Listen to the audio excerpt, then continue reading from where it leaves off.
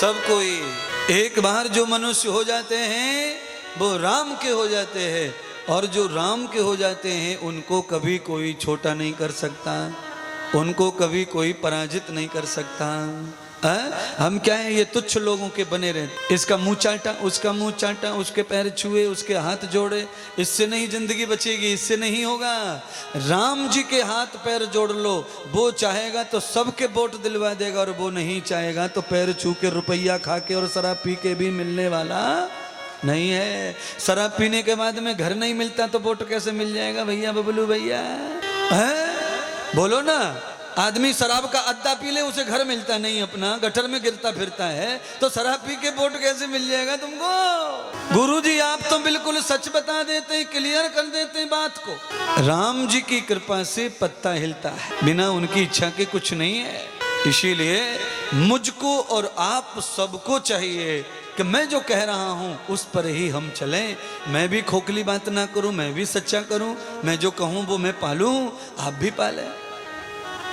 पर मैं तो 99% पालता हूँ, जो वचन भगवान से भरे हैं मैं तो पालन कर।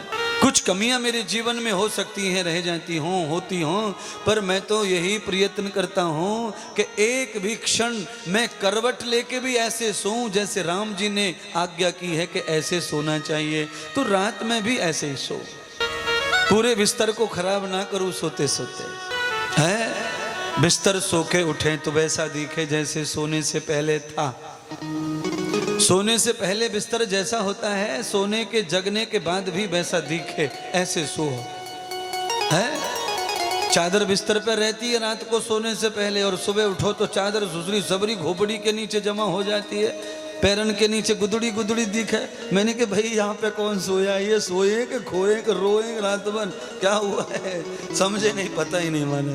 अच्छा ये भी नहीं है कि दो लोग सो रहे, अकेला ही सोया रात भर, पर कई लोग इतने सोते गंदी तरीके से कि ऐसी की तैसी करके रख देते बिस्तर की। बताओ,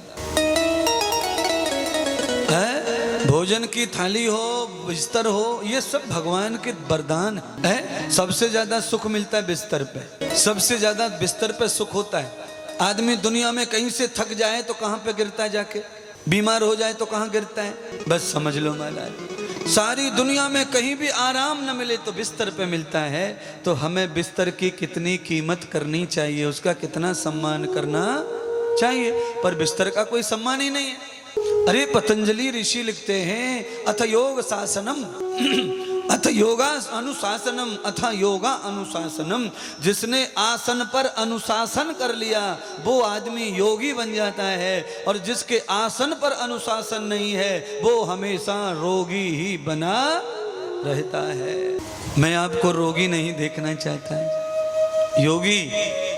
योगी का मतलब केवल भगवत प्राप्ति नहीं है, योग का मतलब है धन प्राप्ति, सम्मान प्राप्ति, पद प्राप्ति, यह शरीर प्राप्ति, बुद्धि प्राप्ति, ज्ञान प्राप्ति, तप प्राप्ति, भक्ति प्राप्ति, ये सब योग में आते हैं। जो कुछ भी हमें मिलता है वो योग कहलाता है, योग होना चाहिए। तो पतंजलि ऋषि के पहले शास्त्र का पहला ही सूत्र है अथ योगानुशासनम। पतंजलि कहते हैं योग क्या है, तो पतंजलि लिख देते हैं योग माने अनुशासन करना। और जब अनुशासन खत्म हो जाए तो फिर राम नाम की माला फेर फेर के मर जाओ, फिर शासन होने वाला। अनुशासन योग अनुशासनम अथ अनुशासन योग। देखो कितनी सरल व्याख्या कर दी मैंने योग की, मुक्ति की, भक्ति की। संसार में किसी भी चीज को प्राप्त करने के लिए योग जरूरी है? अच्छा बोलो, दो मित्र मिलते हैं उसको योग कहते हैं, पति पत्नी मिलते हैं योग कहते हैं, बच्चे माँ मिलते हैं योग कहते हैं, विद्यार्थी किताब मिलता है योग कहते हैं। ये योग हो गया। किसी चीज के जोड़ को योग कहते हैं, किसी चीज के संयोग को योग कहते हैं। तो भक्ति का योग हो, ज्ञान का योग हो, वैराग्य का योग हो, दान का योग हो, धन का योग हो, सेवा का योग हो, ये तो योग से ही तो मिलता है। अरे हमारे योग कहाँ जो मिल जा गया है। सत्संग का योग जुड़ा, योग मिल गया। सत्संग का योग आया तो कथा सुनने को मिल रही है, योग नहीं होता तो कथा सुनने को नहीं मिलती, कथा करने को नहीं मिलती। योग से ही सब। कौशल्या के आंगन में चारों बच्चे खेलते हैं, कैसे खुशी की बात सुनी है। सुमित्रा के बच्चे कैकेयी के बच्चे कहाँ रहते हैं? कौशल्या के पास में रहते हैं। दीदी आप कुशल हैं राम के संग में, अगर ये बच्चे बड़े होंगे तो सारे गुण राम के इनमें आ जाएंगे। ये भाव है कैकेयी और सुमित्रा का। राम के संग में रहेंगे तो राम की सेवा भी करेंगे और आज से ही ये राम को बड़ा भैया जानेंगे। कहीं ऐसा न हो जाए कि बराबर में पैदा हुए, एक ही दिन जन्म हुआ है, कहीं ये राम को अपने बराबर का मान लेवे, ऐसा ना हो जाए। जुड़वे बच्चे हमेशा नाम लेते हैं एक दूसरे का। जुड़वे बच्चे हो जाएं किसी के तो एक दूसरे का नाम ही लेते हैं। वो भाई दीदी दीदा दादी नहीं बोलते, वो नाम से ही बोलते हैं एक दूसरे को। जिसको भी जुड़वे आज तक हुए वो किसी को भी बड़ा नहीं मानते, किसी को भी दीदी दीदा नहीं कहते, भैया भाभी नहीं कहते, नाम ही लेते हैं। कौशल्या के महल में राम है, एक ही दिन जन्म हुआ है, कहीं ये एहसान हो कि राम को ये बराबर का मान लें। इसीलिए कौशल्या के पास जाएंगे तो इनको कुशलता से कौशल्या संस्कार देंगी और वही इनको राम का सेवक बना सकती है। ये माँ के पास गुण होता है, माँ के पास ये गुण होता है महाराज। है यावतम कर्मम क्रियाम लक्षणम यावत पुत्रयः। एक 22 साल के लड़के को फांसी की सजा हो गई। 22 साल के लड़के को फांसी की सजा हो गई। सजा देने से पहले जल्लाद और जेलर ने पूछा तुम्हारी अंतिम इच्छा क्या है?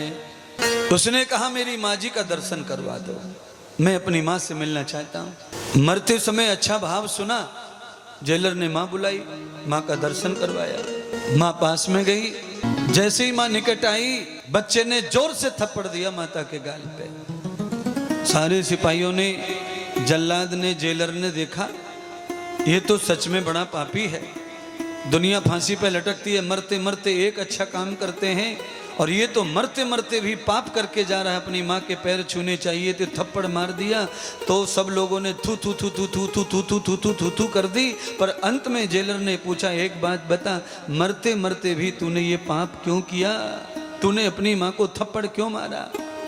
तो आंसू निकल आए और रोते रोते कहता है जेलर ये जो आज फांसी लग रही है ये फांसी इस माँ की वजह से लग रही है। मैं जब 7 वर्ष का था मैंने पेंसिल चुराई थी कॉलेज स्कूल में से, पेंशन केवल एक पेन चुरा के घर लाया था। मैंने माँ को आके बताया था मैं ये पेन चुरा के लाया हूँ। मेरी माँ ने कहा था तेरे काम आएगा, दे बैग में रख ले। दूसरे दिन में फिर एक किताब चुरा के लाया, माँ ने फिर वही कहा कि बैग में रख ले तेरे काम आएगी। एक दिन में बैग ही किसी का चुरा के लाया, माँ ने कहा तेरा बैग फट गया तेरे काम आएगा, पास में रख ले। जिस दिन मैं पेंसिल चुरा कर लाया था उस दिन माँ थप्पड़ मार देती तो आज ये माँ के गाल पे तमाचा न होता और मुझे फांसी न होती। इसीलिए सारे कर्म माँ के हाथ में है। इसीलिए सुमित्रा ने कौशल्या को ही माँ समझा, कैकेयी ने भी कौशल्या को ही माँ समझा। और मैं भी कहता हूँ रामायण में भी गोस्वामी तुलसीदास ने भी कौशल्या को ही माँ बताया है। पुत्रवती जुवती जग सोही रघुपति कुल पुत्र हु जब होई। राम जैसा पुत्र जिसकी कोख से पैदा होता है वही माँ कहलाती है। बाकी तो फिर माएँ नहीं है, ये तो फिर जननी है जो हर अवतार में जन्म देती ही रहती है।